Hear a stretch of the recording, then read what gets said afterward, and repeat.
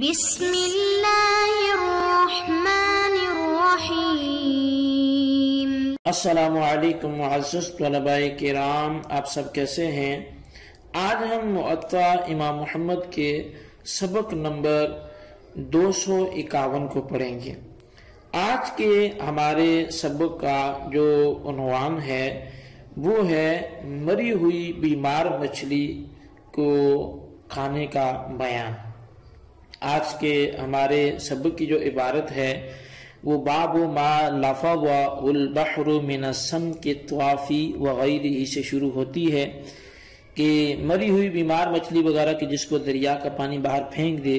اس کے حوالے سے یہ باب ہے۔ تو امام محمد رحمۃ اللہ علیہ اس باب میں جو روایات لے کے آئے ہیں، تو پہلی حدیث پاک آپ شروع کرتے ہیں کہ اخبرنا مالک حدثنا نافع ان عبد الرحمن ابن ابی ہریرہ سأل عن عبد اللہ ابن عمر عما لفظه البحر فنهاه عنه ثم انقلب فدعا بمصحف فقرأ احل لكم صيد البحر وطعامه قال نافع فارسلني اليه ان ليس به بأس فقله۔ امام محمد رحمۃ اللہ علیہ آپ بیان فرماتے ہیں کہ امام مالک نے خبر دی کہ ہمیں حضرت نافع نے بتایا کہ حضرت عبد الرحمن بن ابو ہریرہ نے حضرت عبداللہ بن عمر رضی اللہ عنہم سے پوچھا کہ کیا جسے دریا کا پانی باہر پھینک دے اسے کھانا جائز ہے؟ تو انہوں نے اس سے منع کر دیا۔ پھر وہ پلٹے اور قرآن کریم منگوایا، اس کی یہ آیت پڑھی کہ احل لکم صید البحر، یعنی تمہارے لیے دریائی شکار حلال کر دیے گئے۔ تو حضرت نافع کہتے ہیں کہ حضرت عبداللہ بن عمر نے مجھے عبد الرحمن بن ابو ہریرہ کی طرف یہ پیغام دے کر بھیجا کہ اس میں کوئی حرج نہیں ہے، اسے کھا سکتے ہو۔ تو بہرحال قال محمد وبقول ابن عمر الآخر نأخذ لا بأس بما لفظه البحر وبما حسر عنه الماء انما یکرہ من ذالک الطوافی وهو قول ابی حنیفہ والعامة من فقہائنا رحمۃ اللہ علیہ۔ امام محمد رحمۃ اللہ علیہ حدیث پاک کا چونکہ ذکر تو ہو گیا، تو اس کے بعد آپ اپنا موقف جو احناف کا ہے وہ بیان کرتے ہوئے آپ لکھتے ہیں کہ حضرت عبداللہ بن عمر رضی اللہ عنہما کے دوسرے قول پر ہمارا عمل ہے کہ جس کو دریا نے باہر پھینک دیا یا اس سے پانی ہٹ گیا ہو تو اس کے کھانے میں کوئی گناہ نہیں ہے۔ مکروہ اگر ہے بھی تو وہ جو بیماری کی وجہ سے مر جائے، اور یہی قول امام اعظم امام ابو حنیفہ رحمۃ اللہ علیہ کا اور ہمارے عام فقہائے کرام کا بھی یہی کہنا ہے۔ تو اب یہ امام محمد رحمۃ اللہ علیہ نے جو حدیث پاک لکھ کر اپنا نظریہ بھی یہاں پر وہ بیان کیا گیا اور اس کو آپ نے تحریر فرمایا۔ تو امام محمد رحمۃ اللہ علیہ نے حضرت عبداللہ بن عمر رضی اللہ عنہما کا جو ہے وہ ایک اثر ذکر فرما کر اس سے چند مسائل جو ہے وہ بیان فرمائے ہیں۔ تو وہ یہ کہ دریا میں مچھلی حاصل ہونے کی صورت میں دیکھا جائے گا کہ یہ مچھلی کس طرح دستیاب ہوئی ہے۔ تو اب اگر کسی نے اسے پکڑنے کی کوشش کی اور اس میں کامیاب ہو کر وہ ہاتھ آ گئے تو باہر صورت جو ہے وہ اس کا کھانا حلال ہے، اور خواہ وہ جال لگا کر پکڑے یا کسی دوائی کے ذریعے انہیں مار کر باہر نکالا، اور اگر پکڑنے کی کوشش کے بغیر دریا میں خود سے باہر پھینک دی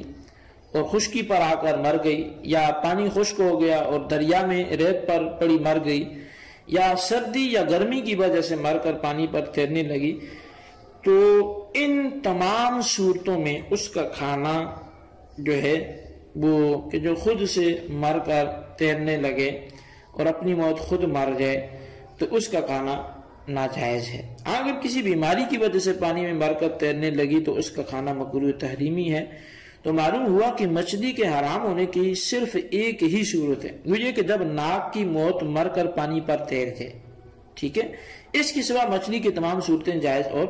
حلال ہیں۔ تو مطلب یہ کہ ناک کی موت سے مراد یہی ہے کہ اپنی موت خود مر جائے اور اس کا کوئی ظاہری سبب جو ہے وہ کوئی جال نہیں ڈالا، کوئی دوائی نہیں ڈالی، کوئی اور ایسا سبب نہیں ہوا، تو وہ اپنی موت آپ مر کر پانی پر تیرنے لگ جائے، تو اس لیے اب اس کا جو ہے وہ کھانا جائز اس صورت میں نہیں ہوگا۔ اچھا، اب اس میں ہمارے احناف کا جو اصحاب ہیں ان کا قول یہ ہے کہ دریائی جانوروں میں صرف مچھلی کھائی جائے گی، اور یہی قول سفیان ثوری رضی اللہ عنہ کا ہے،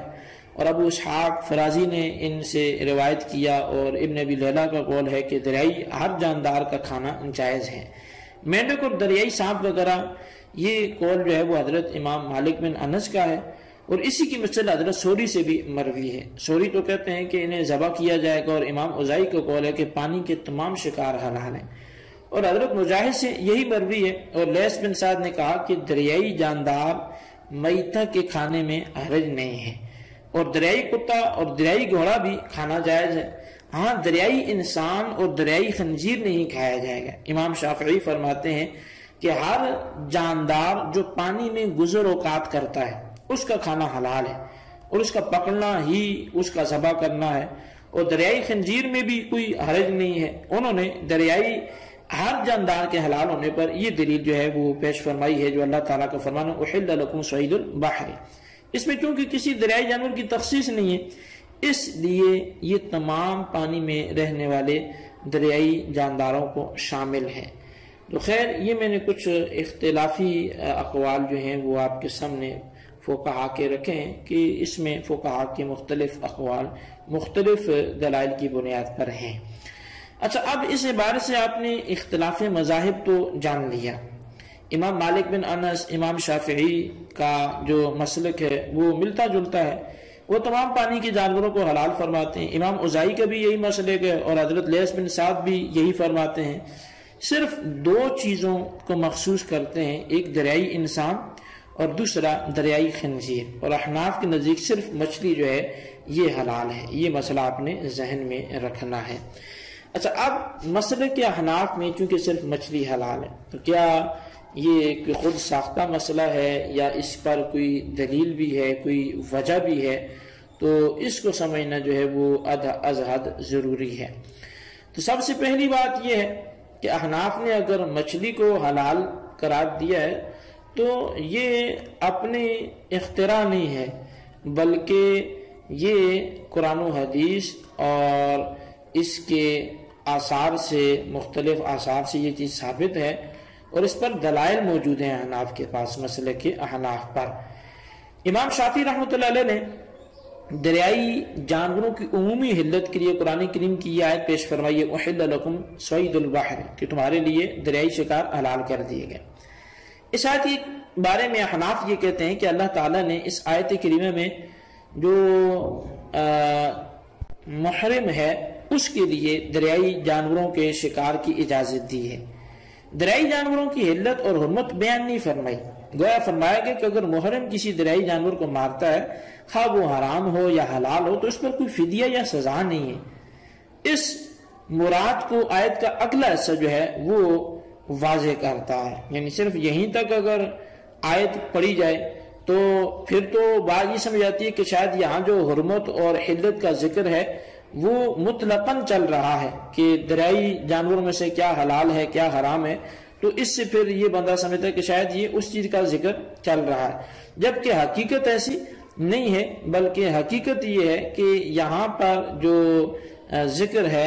وہ صرف اس چیز کا نہیں چل رہا، بلکہ یہ ایک خاص پیرائے میں جو حالت احرام میں بندہ ہوگا تو اس کے لیے کون سا جانور حلال ہے یعنی شکار کرنا اور کون سا حرام ہے،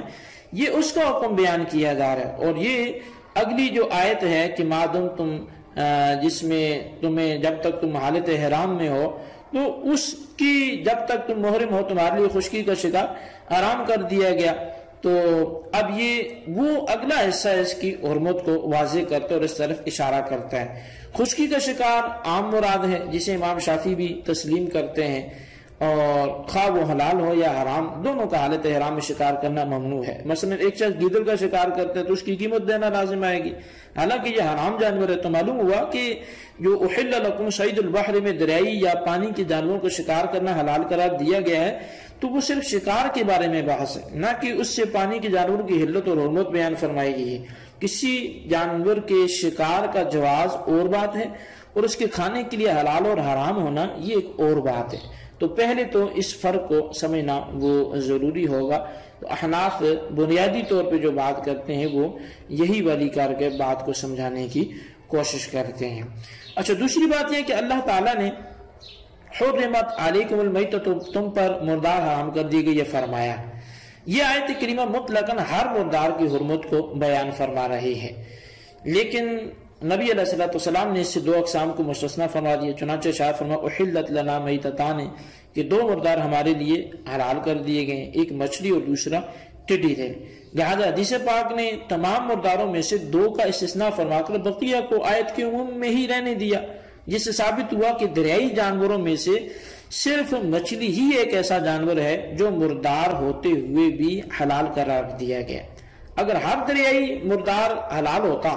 تو صرف مچھلی کا بطور خاص نبی علیہ الصلوۃ والسلام نام نہ لیتے۔ لہٰذا معلوم ہوا کہ مچھلی کے سوا بقیہ تمام دریائی جو جانور ہیں وہ مردار حالت میں کھانے جائز نہیں ہیں۔ اور اسی طرح پھر ایک روایت بھی احناف کی دلیل ہے، اور وہ یہ کہ حضرت سعید بن مسیب رضی اللہ تعالیٰ عنہ حضرت عبد الرحمن بن عثمان سے روایت کرتے ہیں کہ ایک طبیب نے نبی علیہ الصلوۃ والسلام کے سامنے ایک دوائی کا ذکر کیا جس میں مینڈک ڈالا جاتا تھا، تو نبی علیہ الصلوۃ والسلام نے اسے مینڈک کے مارنے سے منع فرما دیا تھا۔ اور مینڈک یقیناً پانی کا جانور ہے، اگر اس کا کھانا جائز ہوتا اور اس سے نفع اٹھانا درست ہوتا تو نبی علیہ الصلوۃ والسلام اس کے مارنے سے کبھی بھی منع نہ فرماتے۔ تو جب مینڈک کی تحریم اثر سے ثابت ہوئی تو اس سے یہ بھی ثابت ہو گیا کہ مچھلی کے علاوہ بقیہ تمام دریائی جانور حرام ہیں، کیونکہ دریائی ہونے میں وہ مینڈک کے ساتھی ہیں اور ہم ان کے ساتھی ہونے میں کسی کو فرق کرنے والا نہیں جانتے۔ تو بہرحال اس روایت نے واضح کر دیا کہ مینڈک حلال نہیں ہے۔ تو امام شافعی وغیرہ کا وہ عمومی قول کہ ہر دریائی جانور حلال ہے یہ درست نہیں رہا، اس لیے صرف مچھلی کو ہی حلال کہنا پڑے گا اور باقی جو چیزیں ہیں وہ حرام رہیں گی۔ تو بہرحال یہ اس پر دلیلیں دی جائیں تو بہت سی دلیلیں احناف کے مذہب پر دی جا سکتی ہیں، لیکن میں چاہوں گا کہ بات کو یہیں پر موقوف کر لیا جائے اور ہم مزید اس کی تفسیر میں نہیں جاتے۔ تو بہرحال اللہ تبارک و تعالی نے جو مسئلے کے احناف کو